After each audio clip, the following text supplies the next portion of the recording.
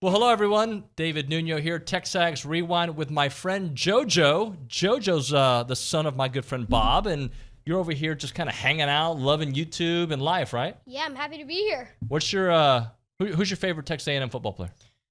I would think Evan Stewart. He's good, right? Yeah. We talked about him a little bit on the show today. Did you hear that part? Yeah, I heard that part too. What was your favorite part? Was it Billy or me? I think you. Okay, see, that's why you're here on the rewind. So on the show, we did talk a little Evans. We broke down every position on the show. Billy was here for the last hour. Obviously, we broke that down. We had Jamie McCoy, A&M's former tight end. He talked about all things, but specifically focused on the tight ends. We heard from Bobby Petrino at the press conference. We played that. We evaluated that and much, much more. We also did 23 in 23. Today's guy was number 15, Shamar Stewart. He is going to be a beast. I can tell. You did ask me what was going to happen in Miami, right? You remember asking me Yes. that? Okay. And what did I tell you was going to happen? You said they were going to win. There you go. You heard it first here on TexAgs Rewind. Check it out. Guy that knows what college football is about, and a guy at that size with that ability, if he has a better understanding and learns some different moves, then I think you might see him really emerge and have a breakout year. Played in every game last year, started half of the games, 6 games. Will be an integral part of that defensive rotation. He is fast, he is physical, and he's getting better. And he has some just great gold teeth. He's just this he's an intimidating presence.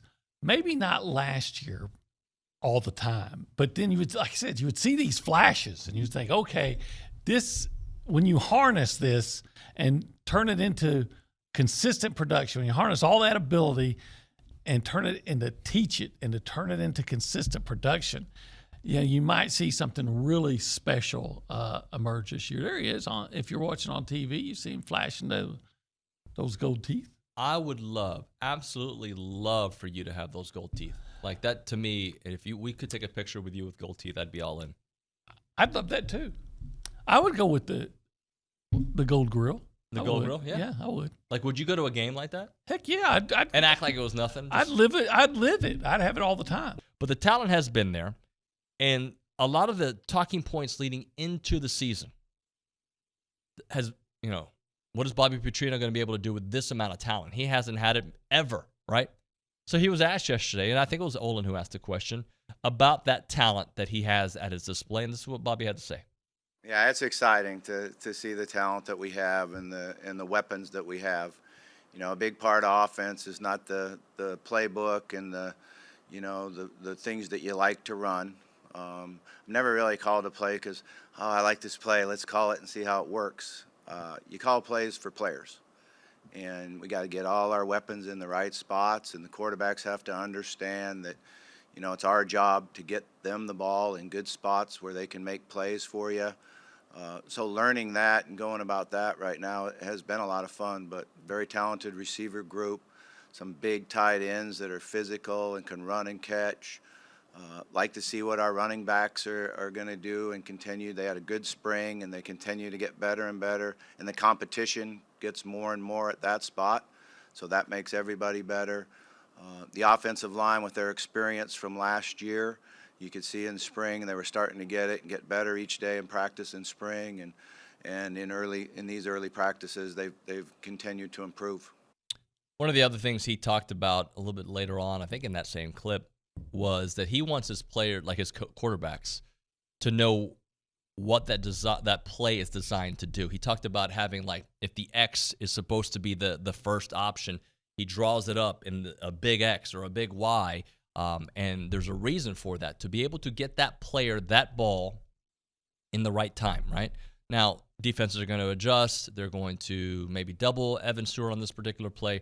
But again, the point of teaching this new offense is seeing, like where that play call is designed to go. There's a, what's the word, cautiously optimistic feel around the program. Is that where you are? That's where, I guess you could say that's where I am. And you got to have some bit of caution, especially coming off of last year with the recruiting class we had and the expectations through the roof. And then they kind of fall flat as we did last year. You kind of got to go cautiously this year.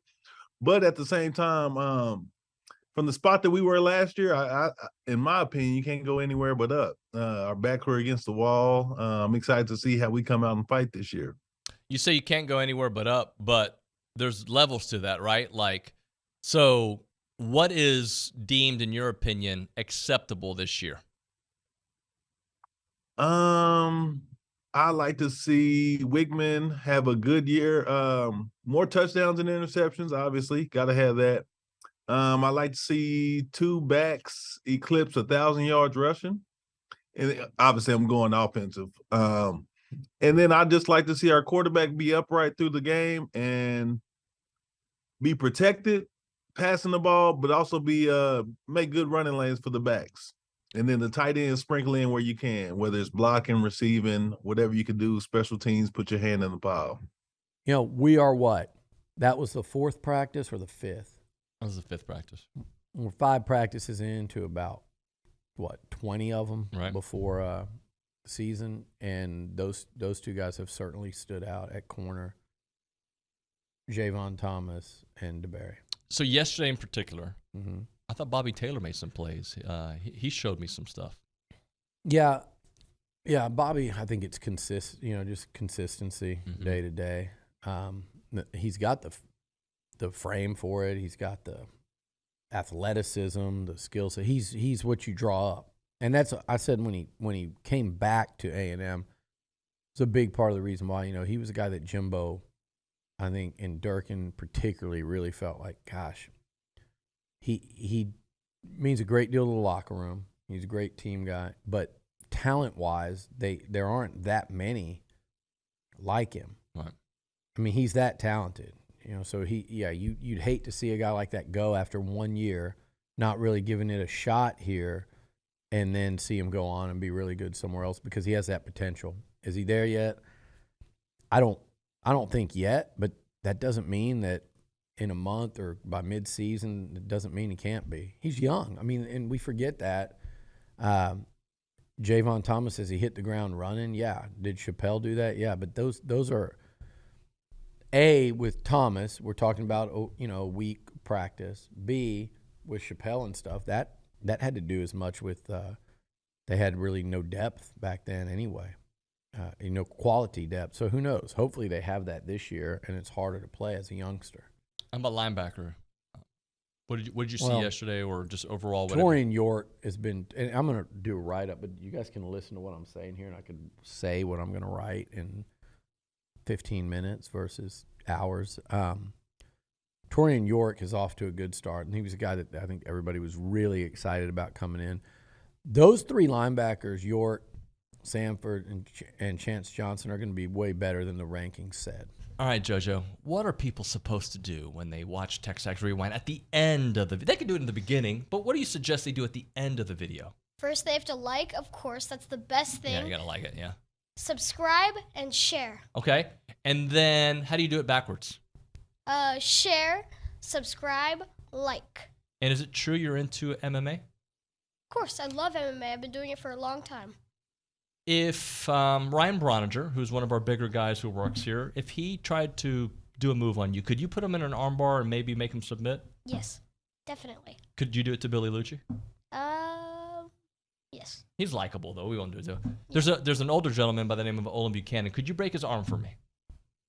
I can break both of his arms. Okay, there you go. That's JoJo here on the TexAgs Rewind. We'll see you next time.